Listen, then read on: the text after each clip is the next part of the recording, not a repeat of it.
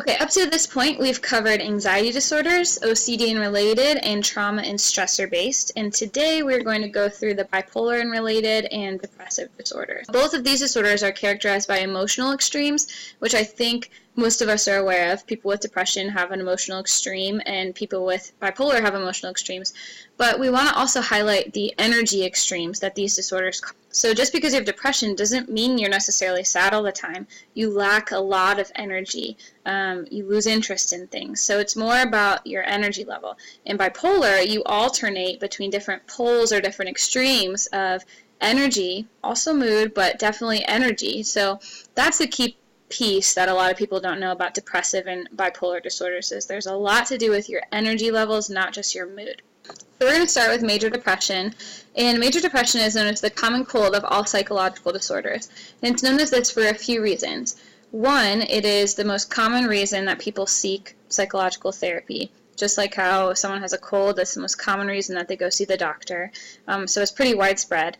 And then two, it's usually preceded by stressful events. So just like how if you're going to get a cold, usually you're stressing your body out. Maybe you're not sleeping, you're not eating well because it's final exam week or something, and then after it's over, you get sick. Similar with major depression, it's usually preceded by something very stressful psychologically happens in your life, and then sometimes major depression can follow. And then third, major depression actually is likely to go away on its own, even without treatment.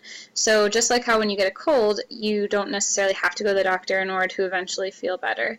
A lot of episodes of major depression will go back to the normal mean. We call it regression toward the mean, even without psychological therapy.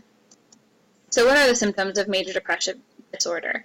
A person experiences 2 or more weeks of depressive moods, and they can't be caused by drugs or medical conditions, obviously. They have feelings of worthlessness, so they don't have a very high self-concept, according to the humanistic psychologists. But the big thing is they have diminished interest and pleasure in their activities. So the best way I know how to describe depression is that the people become numb to everything. Nothing excites them, nothing makes them sad, like nothing makes them just really jump for joy. And they can be sad for sure, but they're just kind of blah. They just feel apathetic to everything, numb to everything. They might have trouble sleeping, and so some people with major depression sleep too much, and they'll sleep for 15, 20 hours a day. And some people with depression experience insomnia, and they're not able to sleep. Depression can also affect your appetite, so some people eat a lot when they become depressed, and some people lose their appetite when they're depressed. So again, it's a combination of a depressed mood, but also depressed energy levels and depressed emotions. And it's important to recognize the difference between being sad and being depressed. If something bad happens in your life, being sad is normal. If you go through a breakup, that's normal. But when you enter into this chronic state of losing interest in everything, feeling worthless, and that lasts for a matter of weeks, that is when it maybe becomes a disorder. So depressed is a word that I think we throw around carelessly. If someone might ask, how are you feeling today? And someone will say, oh, I just feel so depressed. Well, it's completely inaccurate. So just make sure that we keep the difference between being sad and being depressed in mind. Another symptom of depression is explanatory style. So each one of us has an explanatory style. It's how we explain things that happen to us. People with depression tend to have more stable, global, and internal explanatory styles for things that happen. So if you have a breakup with your boyfriend or girlfriend, someone who's depressed will have a stable answer. I'll never get over this. It's constant. Global. Without them, I can't do anything right. And internal, our breakup was all my fault. Versus someone who's not depressed will have a temporary answer, which will say, this breakup's really difficult right now, but I know I'm going to get through this. I have a bunch of people in my life that support me, that make me happy besides this person. And then the external explanatory style, I realize that maybe I made some mistakes, but it takes 2 to make a relationship work, and it must not have been meant to be. It's not all my fault. So here's a chart showing the percentage of 18 to 84-year-olds experiencing major depression at some point in their life. So you can see there's an environmental basis to it because there are some parts of the world that don't have a lot of major diagnosed depression and other parts that do. But then you can also see there's maybe a nature side to it, a genetic portion, because you can see that in all of these places, women are getting more depression than men. And so psychologists hypothesize that a lot of it has to do with the fact that women internalize their emotions more. They're more reflective about events that happen to them.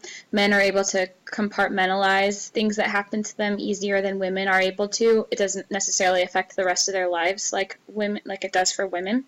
But again, it's just a hypothesis. And then here's a chart that shows when during the lifespan you're more likely to experience depression. So you can see that the teenage years and through adolescence, you are at the prime stage for experiencing depression. And again, it's hypothesized just because of all the major life changes that are going on. Your frontal lobe is still developing. Your friends are figuring out who they are. You're figuring out who you are. You're trying to assert independence from your parents and do things on your own for the first time. And so going through these changes all at once can kind of be overwhelming for people at times. So next I'm going to show you a video of someone who is depressed, and I want you to see if you can identify some of the symptoms that we talked about with their depression.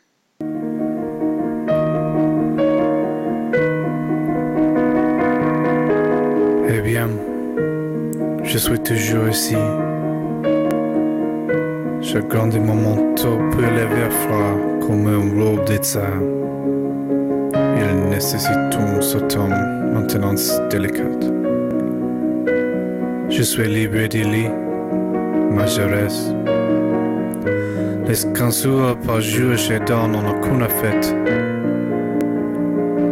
Je me réveille à la nuit même. Immortalisé sur l'amour,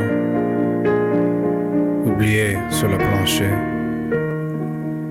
Comme me structure par ici, il devenait un furieux, pourtant je ne sens rien. Et partant de délicieuses collections, juste où de porter, il m'énerve sans pitié. Moi seul, sentant se tomber.